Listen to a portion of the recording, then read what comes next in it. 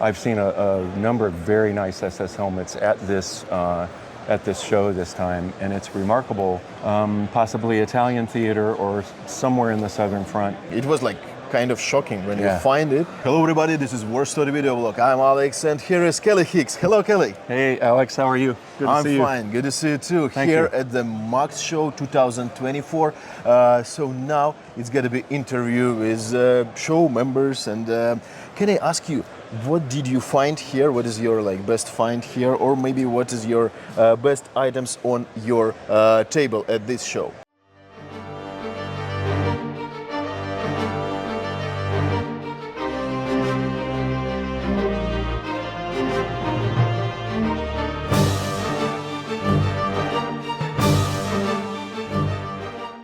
So I found a couple of things for my personal collection, some nice shoulder boards, Totenkopf uniform type stuff.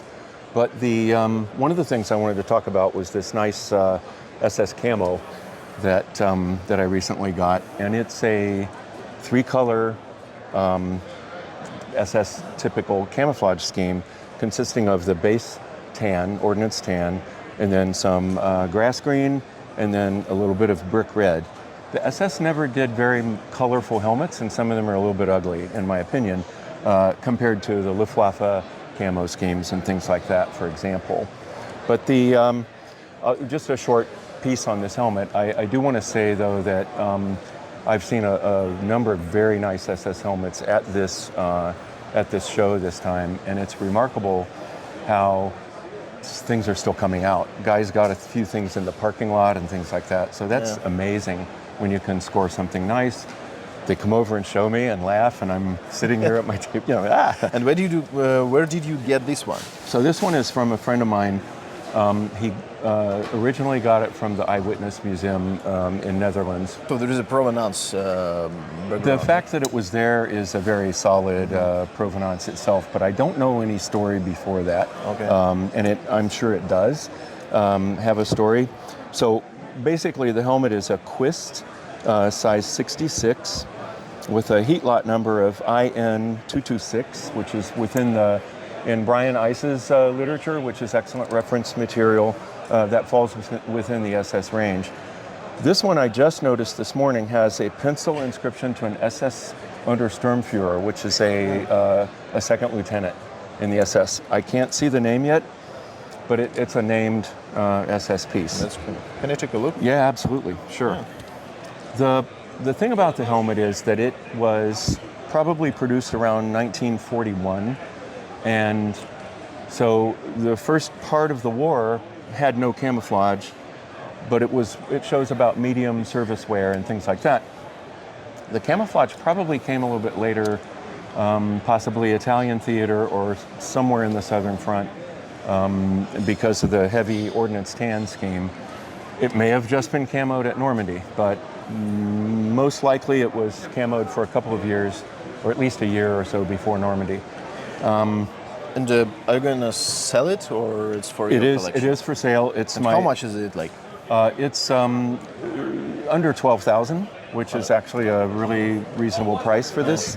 So if it was, for example, this one you can see has, you can see that the decal was actually scraped before the helmet was camouflaged, because there were orders to eliminate decals, and they didn't issue them with decals after a certain point.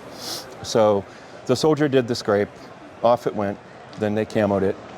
So one that still has the shield underneath, and I saw one yesterday that a fellow scored. It was a white camouflage SS double decal helmet, and the way the paint interacted with the decal lacquer, it makes a crackling with age, and you could see the outline of the SS runes in crackling under the paint. Interesting. So this nuance is something that you see with camouflage helmets that still have the decal, and those are worth slightly more, in the several thousands more. And if the camo is what we would call pretty, this is pretty, okay? This is beautiful. But when there's some sort of spectacular thing, then the value can go up. But Have you seen my video about dug up helmets that I published from my studio from St. Petersburg, Russia? Yes, I did see it. I think I gave it a like. I'm sure I gave it a like. Cool. Yeah. So I like those. I mean, well, what I like is when you can connect the history with the piece.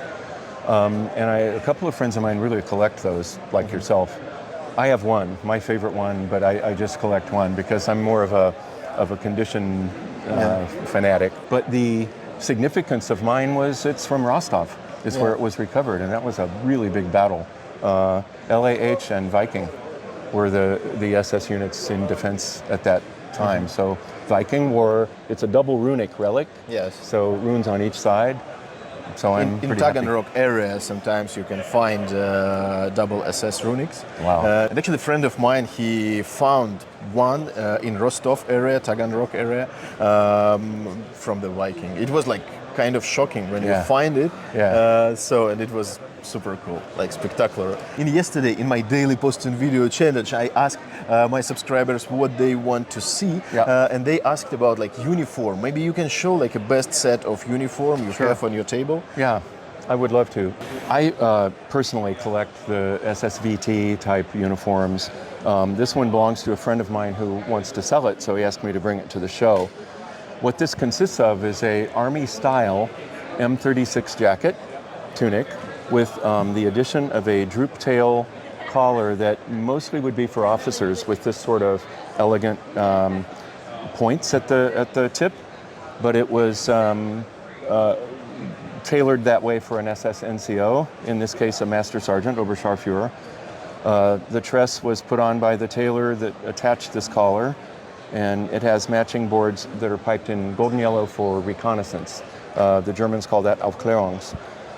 The collar tabs are the SS RZM pattern, and this is on moleskin. It's the very smooth, very nice quality wool, same as the matching rank tab.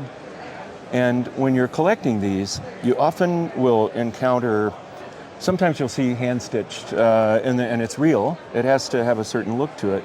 In this case, these are machine-stitched with the same thread that was used to apply the tressa by the tailor who added this collar.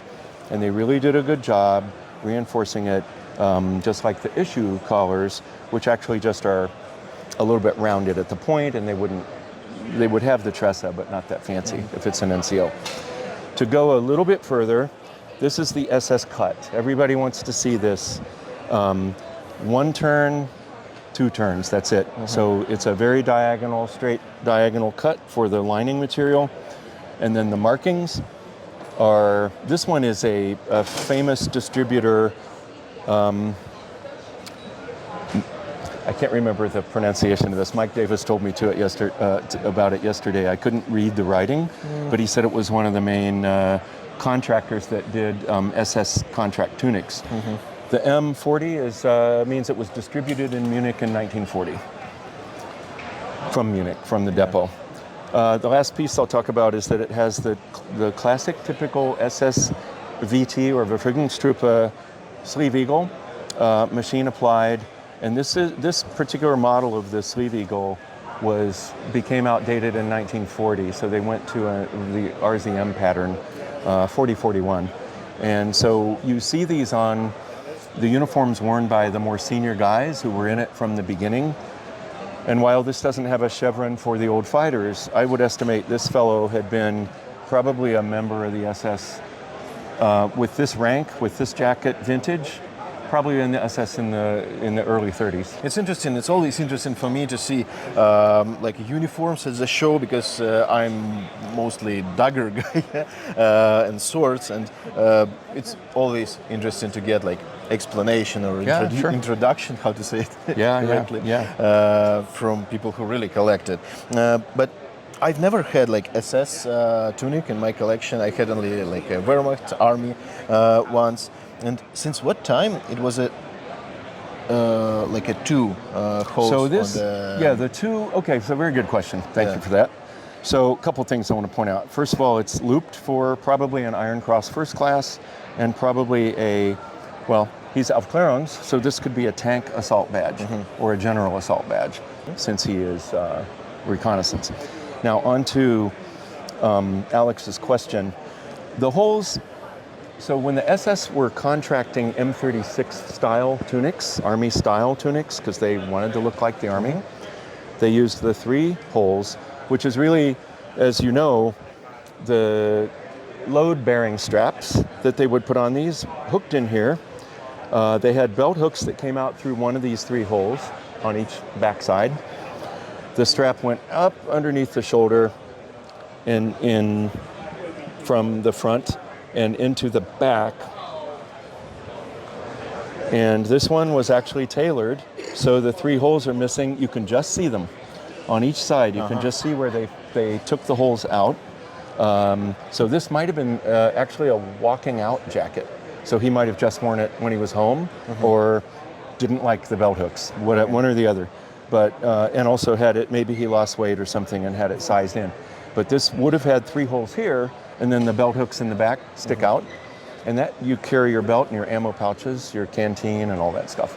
So they're functional. You know, they had style, but also function. Yeah. And now, when they went to 2 holes, was for the M42,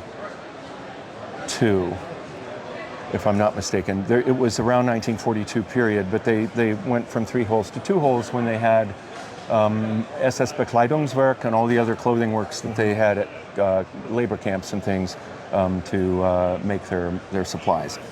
So that was about when that. So early jackets has like 3 holes also, like they either. They like tend to. Okay.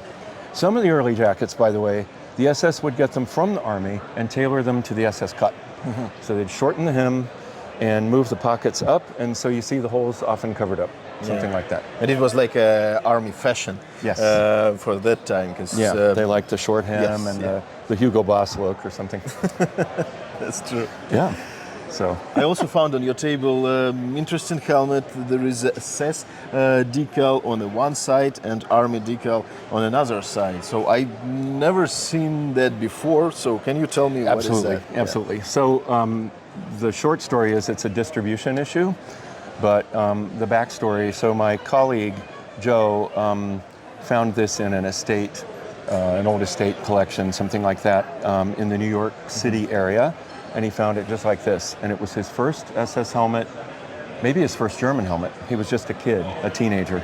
So he kept it all these years, and when we met, he showed it to me, and I said, Joe, that's a EF, so the maker is EF, Emilerek Fulda, and the batch number 2755 falls right in the, right in the shot group of the original, of the SS issue, but this one has an Army eagle on it, as well as the classic EF pattern runic shield.